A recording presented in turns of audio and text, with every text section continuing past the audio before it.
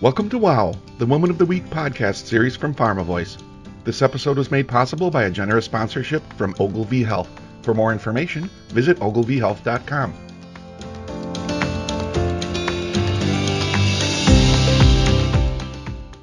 In this episode, Taryn Grome, Editor-in-Chief of Pharma Voice magazine, meets with Kimberly Stephens, Chief Financial Officer, Appilli Therapeutics, Inc.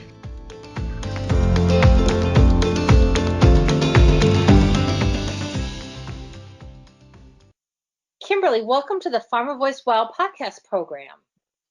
Thank you so much for having me here today. I actually really appreciate the opportunity to highlight the sector and my company and the role that women can play in the biotech space. Excellent. We're so thrilled to have you. Tell me a little bit about your journey to your current position. I know you've had a really successful career thus far, so we're interested to hear how you landed up in the C-suite. Sure. So I'm a chartered professional accountant. I started off my career at PricewaterhouseCoopers. I was there for just over 6 years and left as an audit manager, and then worked in a couple of different industries as director of finance, including banking, software, oil and gas, before ending up in biotech. My last position that I was with was an oncology-focused, publicly traded company called Immunovaccine, and I was with them for over 6.5 years, helped them raise over $40 million and led them to graduate from the TSX Venture Exchange to the main board and the OTCQX listing in the US. And then I was approached by Appilli to join their team. That's awesome. So now tell me what led you to the biotech sector after you had been involved in some of the other areas? What was the attraction? To be honest, when I was first approached by Immunovaccine, it was their vice president at the time reached out to me, and I originally had no intention of leaving my company. I thought that I was satisfied in the position I was in until he presented the mice data that showed that the company had the possibility of eradicating cancer. Like, my tumors were growing in mice, and then they were given this vaccine, and then the ones that were given the vaccine completely had their tumors eradicated. And I was just in this kind of moment of awe going, how can I not want to be a part of this? Isn't that something? That's what draws most people into the sector, right? It's that promise of that wow. So amazing. Yeah. So was it a big leap of transfer for you? I mean, were you able to just jump right in? It definitely was a learning experience. I learned very quickly, though, that I don't think that there's such a thing as a dumb question. And I always just made sure that people who were describing what our technology was about or any of the products that we were working on, I would just ask them to explain it to me in layman's terms so that I could turn around and be able to explain it to anybody that I was talking to. So there's definitely a lot of scientific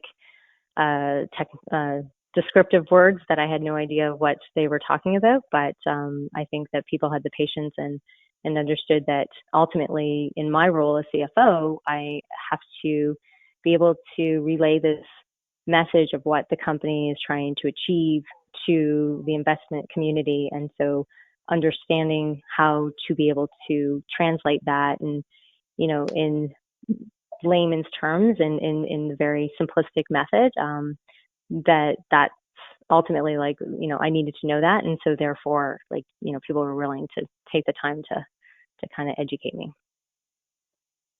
That's excellent. Yes, it's like sort of learning a second language, right? When you jump into this life sciences space. Yeah.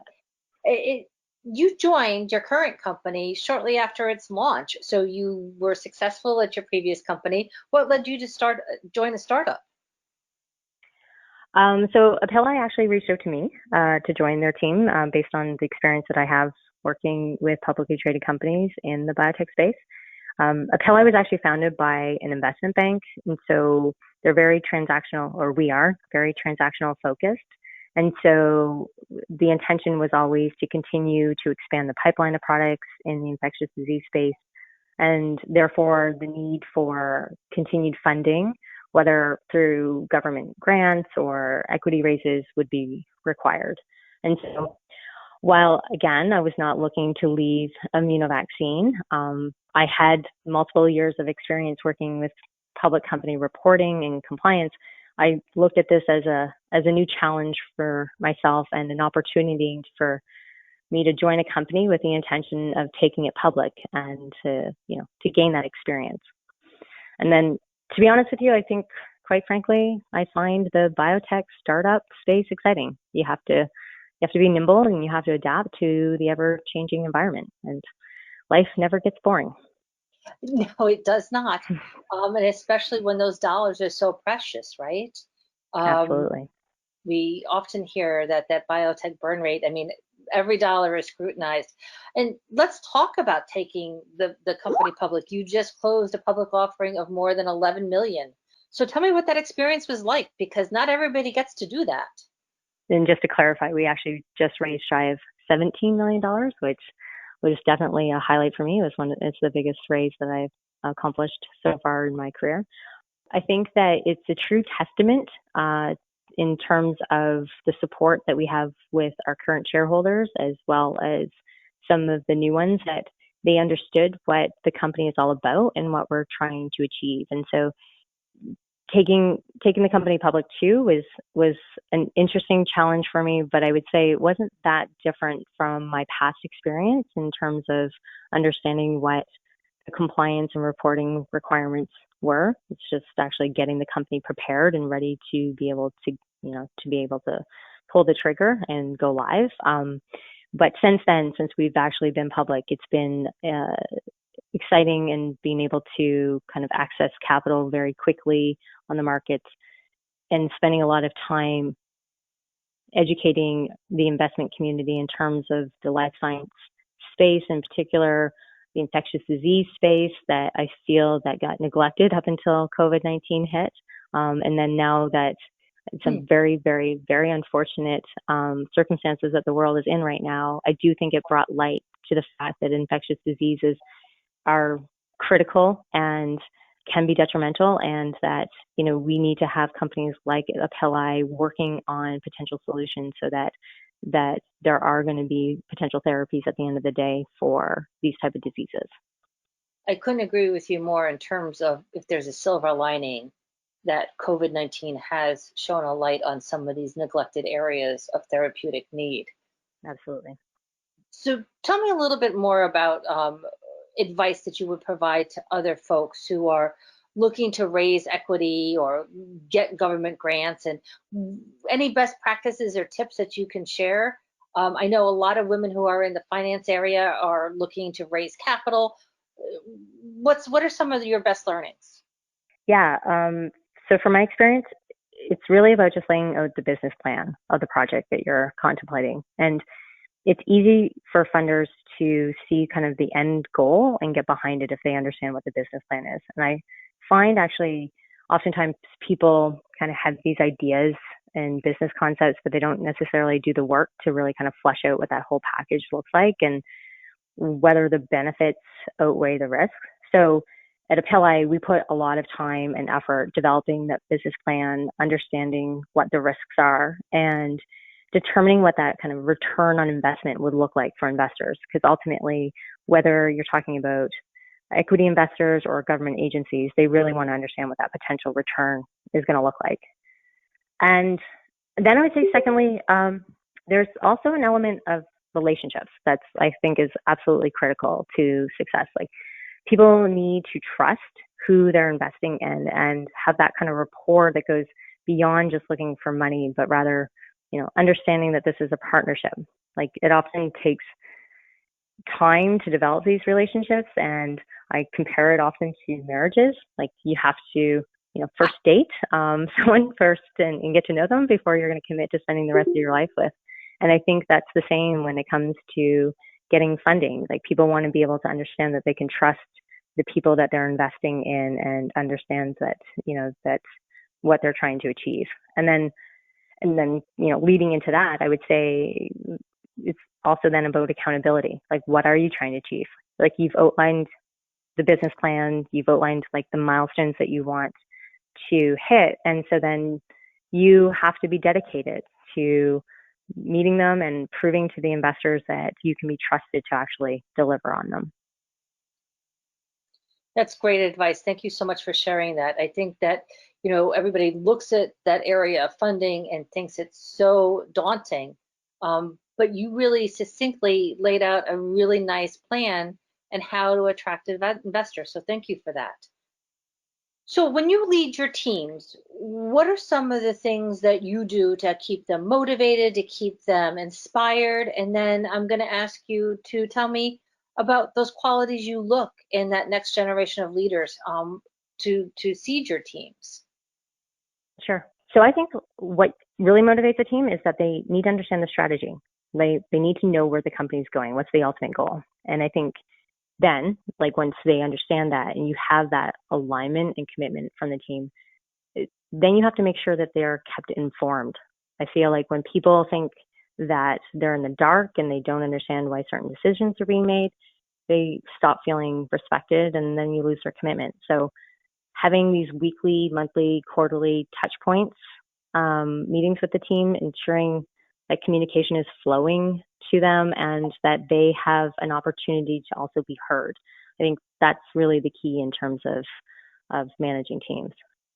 In terms of what I look for when I'm building the team and what qualities that I think are needed, especially in the biotech space, is dedication and flexibility and passion.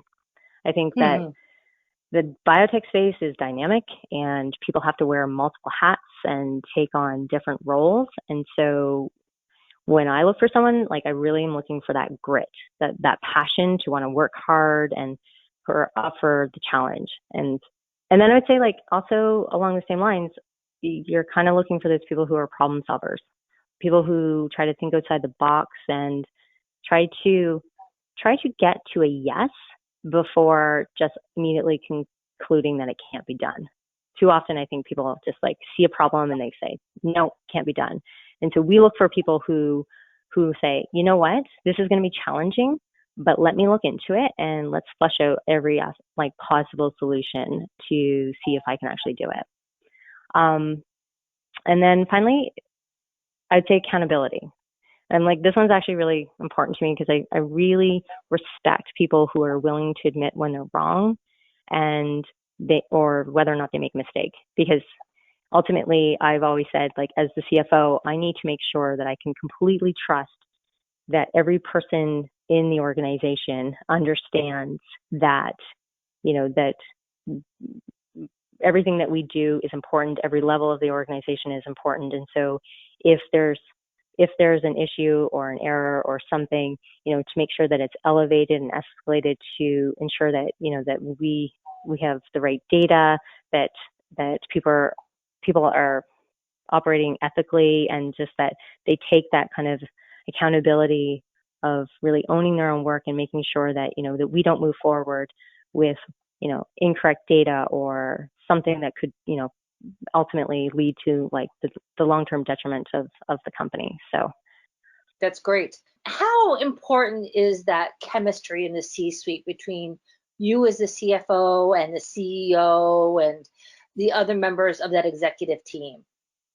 I think honestly, it is critical to the success of the company. I think that having the relationship between a CEO and a CFO have to be aligned. And while they bring completely different dynamics to and experiences and responsibilities to the company, I think that alignment and that rapport is ultimately critical for the success. I look at the CEO's role as being that visionary, that person who's going to, lead the team in thinking big and thinking outside the box and going for it all. And then I'm the counterbalance as the CFO saying, I kind of look at myself as being the realist and saying, okay, yes, however, we need to make sure we have the right processes in place and controls in place and those kind of the corporate governance kind of side of things, just to make sure that, that we're doing things in alignment. And so, yeah, I think it's ultimately just, yeah, absolutely required. Do you ever feel as though you are put in that role of having to be the guardian, that maybe the bad cop, like you have to bring down on the law, the law onto everybody? Because Yeah, that's, you have to make sure everything is in compliance, everything's financially in order, all of those things, and that's kind of that's a tough job. yeah, it is. Yeah, no, and I definitely am. I have been told recently sometimes that people are quote unquote scared of me when it comes to the budget. Um, and to be honest with you, I think it's not a bad hat to wear, because I think that, you mentioned earlier that in this industry, cash is king. Like, resources is critical to the success of biotech companies, and I don't mind wearing that hat of, you know, making sure that whatever we're doing makes sense, that we have properly fleshed out that this is a reasonable cost, that we've done our RFP process, that we've made sure that, that there's people, the right companies that we're working with, and being able to say no and push back on terms of, like, if it's extravagant or not necessarily needed, but understanding that balance, because there is always a balance. Like, data is critical. You need to make sure that you're doing the right experiments, and doing the right activities to understand that whether or not your product candidate can actually work. And then the flip side of that is just making sure that it's done efficiently and effectively, like within the cash requirements that the company is able to actually expend. Excellent. When we look across the C-suites of the biotech, biopharma, pharmaceutical industry, we're still seeing not enough women sitting in C-suite roles. So tell me what you think are some of the unique pressures or challenges for women sitting in the C-suite, and whether that includes being a role model, includes having to navigate through being sometimes the only woman in the room. What are you finding, and how do you deal with some of those challenges? Yeah, actually, as you were starting to ask that question, that's exactly where my mind went. I'm like, it's unfortunate, like, that, while we're still trying to slowly break through that quote unquote glass ceiling, it's still a male dominated environment. And to be honest, it's challenging to be alone. Like, I'm fortunate to have a female leader on my board of directors, but we are still underrepresented. And I just think having that lack of peers in the room just adds pressure to feel included, to feel confident, and to feel deserving to actually be there. How do you think we can overcome some of these barriers? What does the industry need to do, or what do we need to do as women to step up in a more it's not, I don't want to blame women, because sometimes it's not their fault, it's the opportunities, right? But what can women do better to make sure that their voices are heard? Yeah, I definitely think that there's a couple things that I think that I've done in my career that have gotten me to where I am, and whether or not it's female focused or not, I definitely think that it could help overall. I'd say first is just working hard, just giving it all you've got. And I always did, just like without any expectations of being noticed.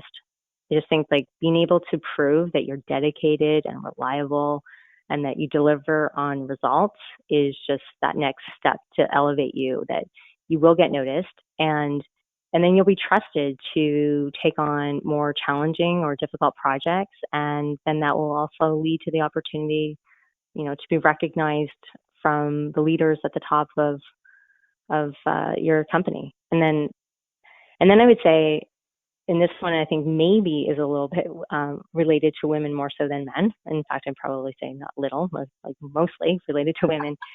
Then that is that I've learned to be uncomfortable and in over my head.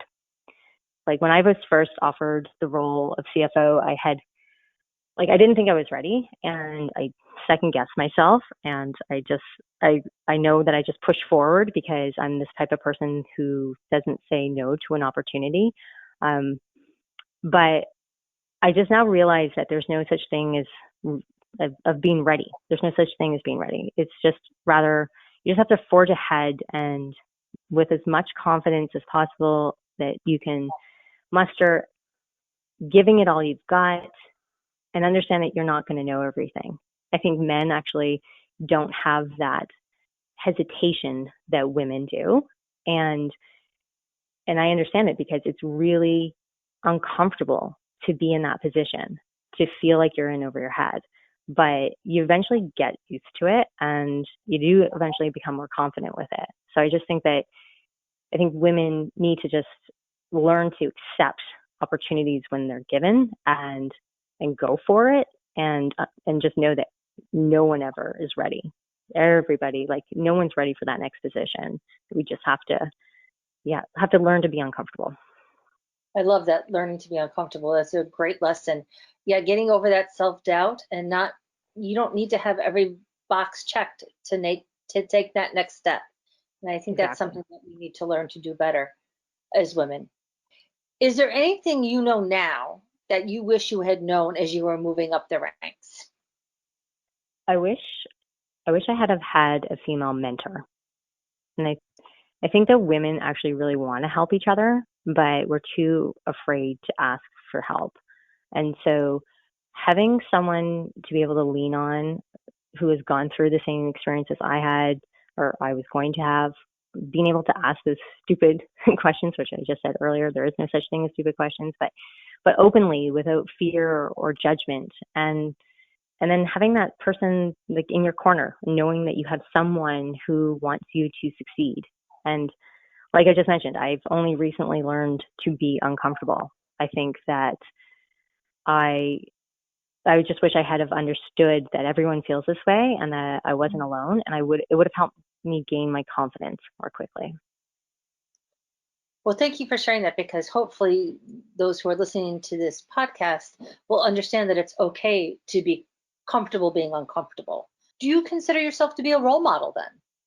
I hope I am. I definitely, I shouldn't say specifically, but I hire women, especially in the accounting role. And I currently have an accounting manager who I absolutely want her to aspire to be a CFO. And I encourage her and, push her to take on more responsibilities and give her the feedback along the way and give her that vote of confidence that, this is a learning experience and she's getting it. And it just actually makes me feel really proud to think that. And I would say that too in my last company. I also had that opportunity to kind of say to the director of financing, I want you to grow into that next level. I want you to want my job. So whatever it takes for you to get there, like whatever you need from me, I will kind of make sure that you're in the room, that you're at the table, you're hearing the conversations, you're learning, and you're always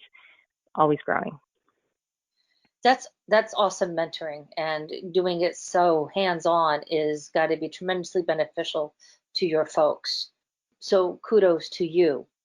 And finally, as we round out, because it is the WOW Woman of the Week podcast, tell me about an accomplishment or a wow moment that shaped your career, changed the trajectory of your career, or has left a lasting impression on you.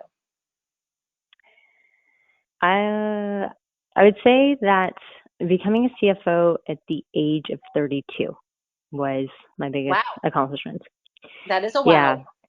Yeah. I always actually joke looking back to that point in my life where going into my very, very first board meeting, I walk in and I'm the youngest in the room and I'm the only female in the room. And then I joke, I was also the poorest in the room. So I look at that and I go, I'm so proud that I just decided to lean in and, again, learn to be uncomfortable and just take that challenge head on, and knowing that just pushing myself to continue and do it. Kimberly, thank you so much for sharing so much of your career journey with us. Thank you for providing us with some great insights and some tips. And we look forward to hearing what's next on your company's trajectory. Congratulations for the fundraising. And you're doing important work in that infectious disease area. So continued good luck there. Thank you so much. I really appreciate this opportunity. Thank you for listening to this episode of WOW, the Woman of the Week podcast series by Pharma Voice. And thanks again to Ogilvy Health for sponsoring this episode. For more information, visit ogilvyhealth.com. And don't forget to check out our other episodes at pharmavoice.com/wow. This 2020 program is copyrighted by PharmaLinks LLC.